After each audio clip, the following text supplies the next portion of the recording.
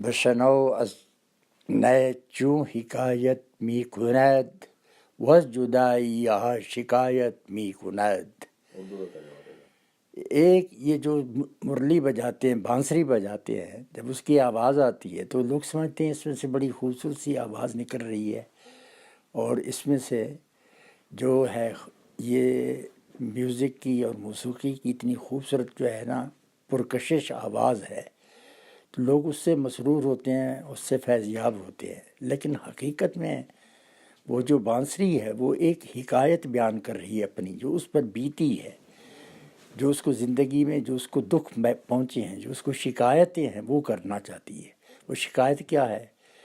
دراصل بانسری کہہ یہ رہی ہے کہ میں ایک درخت کا حصہ ہوں، ایک سرسبز و شاداب درخت تھا جس پر پھل آتے تھے، جس کے سائے میں بیٹھ کر آرام کرتے تھے، لوگوں کو فائدہ پہنچاتا تھا، اس کی تر و تازگی سے لوگ لطف اٹھاتے تھے اور اس کو دیکھنے آیا کرتے تھے. پھر اس کو کاٹا کسی نے، کاٹ کر اس کو ٹکڑے ٹکڑے کیا، اس کو چیرا چیرا کیا، اسے ایک شاخ کو کاٹ کر پھر اس کو جلا کر بنا کر اس کو کاٹ کر اس کو راؤنڈ کر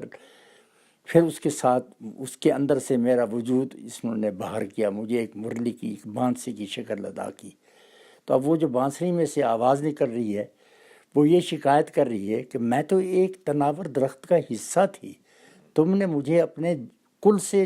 الگ کر کے جز بنا دیا ہے، تم نے مجھے اپنے محبوب سے الگ کر مجھے ہجر و فراق کے اندر تم نے آزمائش کے اندر ڈال دیا ہے. تو بعینی مولانا روم یہ کہنا چاہتے ہیں کہ انسان جو ہوتا ہے جب اس کے اندر تصوف جاگزیں ہو جاتا ہے، جب اس کا دل جو ہوتا ہے وہ محبت الہی سے معمور ہو جاتا ہے، تو پھر انسان روتا ہے. انسان کہتا ہے کہ میں تو تقرب اللہ کا عاشق تھا، میں تو اللہ سے قریب ہونا چاہتا تھا. اللہ کے دنیا نے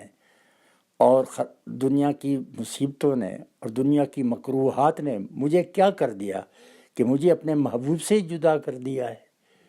تو جب تک اس کو محبوب کا وصال نصیب نہیں ہوتا، ساری زندگی وہ یہ الہ و زاری کرتا رہتا ہے کہ مولا کریم مجھے اسی سے دوبارہ وصل کی توفیق عطا فرما، وصل کی نعمت عطا فرما جس سے مجھے جدا کیا گیا ہے.